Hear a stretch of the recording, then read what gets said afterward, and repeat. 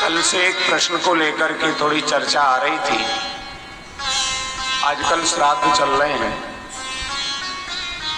तो श्राद्ध से संबंधित एक प्रश्न आ रहा था कि गुरुजी एकादशी का श्राद्ध हो तो उस एकादशी के श्राद्ध को कब करना चाहिए?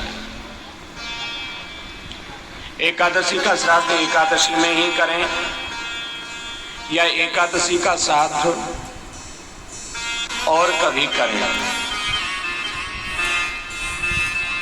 मानो किसी की पुण्यतिथि एकादशी है तो उस एकादशी की पुण्यतिथि को उसका श्राद्ध कब करना चाहिए? एकादशी में ही करें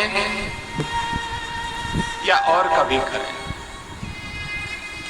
तो इसके लिए शास्त्रों में अलग अलग तरीके से इसकी व्याख्या की गई है। कुछ शास्त्र और पुराण तो निर्देश देते हैं एकादशी में कर लेना चाहिए, किंतु एकादशी का श्राद्ध एकादशी में करें तो उसकी विधि अलग है। कुछ शास्त्र निर्देश देते हैं कि एकादशी का श्राद्ध एकादशी में नहीं करना चाहिए, तो फिर एकादशी का श्राद्ध कब करना चाहिए? पद्म पुराण आदि में लिखा है कि एकादशी का श्राद्ध जो है उसको द्वादशी में करें। एकादशी का श्राद्ध द्वादशी में क्यों करें? क्योंकि एकादशी को व्रत होता है। एकादशी को तो एकादशी में किसी को निमंत्रित करके यदि खीर पूड़ी कचौड़ी पकौड़ी आप खिलाएंगे तो वो ठीक नहीं है। तो एकादशी वाला श्राद्ध द्वादशी तिथि में करना चाहिए। अच्छा, नारद पुराण आदि में ये मिलता है कि एकादशी का श्राद्ध एकादशी में करें, तो उसकी विधि क्या है?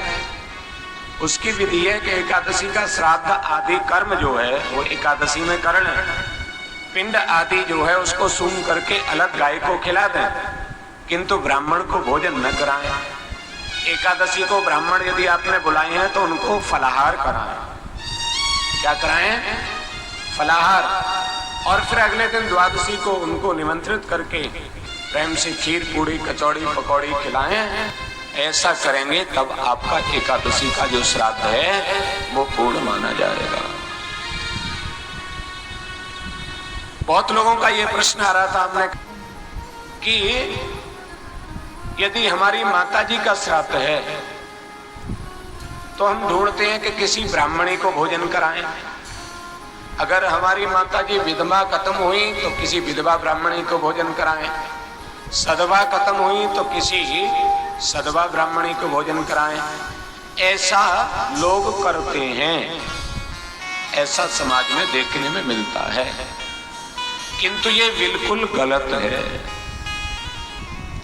श्राद्ध का भोजन किसी भी दादी परदादी माता आदि के श्राद्ध का भोजन भी किसी ब्राह्मण को ही कराने का शास्त्रीय विधान है, किसी भी ब्राह्मण पत्नी को कराने का विधान नहीं है। बहुत यदि आपका मन है तो ये तो आप कर सकते हैं कि सपत्नी जोड़े से ब्राह्मण और ब्राह्मणी को बुला करके भोजन कराएं, किंतु मातामह आदि के लिए माने माता दादी परदादी के लिए किसी महिला ब्राह्मणी को भोजन कराने का शास्त्रीय विधान नहीं है।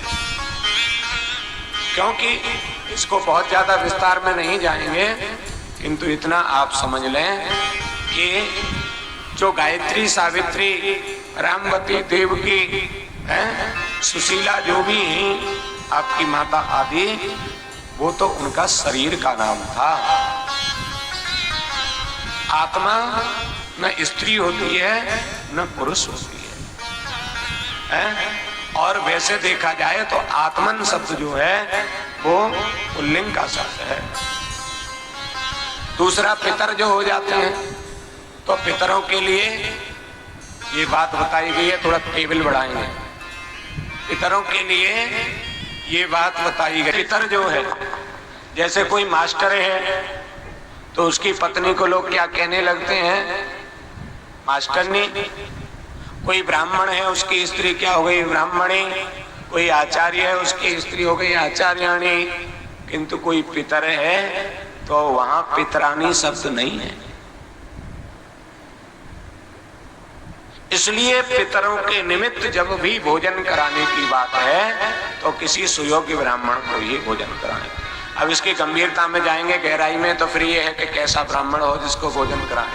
वो सब चीजें आप पूरी भी नहीं कर पाएंगे और उसकी बहुत आवश्यकता नहीं है, किंतु जो बहुत आवश्यक था उस विषय को मैंने आपको बताया। बोले भक्तवत्सल भगवान की।